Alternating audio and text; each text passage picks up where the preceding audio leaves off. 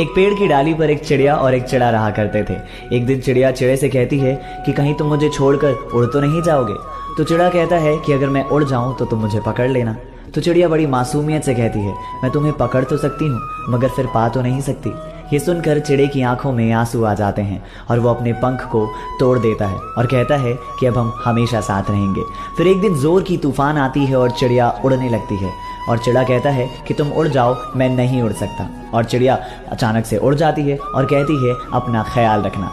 जब तूफान थमता है और चिड़िया वापस आती है तो देखती है कि चिड़ा मर चुका होता है और एक पेड़ की डाली पर लिखा होता है कि काश वो एक बार तो कहकर जाती कि मैं तुम्हें छोड़कर नहीं उड़ सकती, तो शायद मैं तूफान आने से पहले नहीं मरता।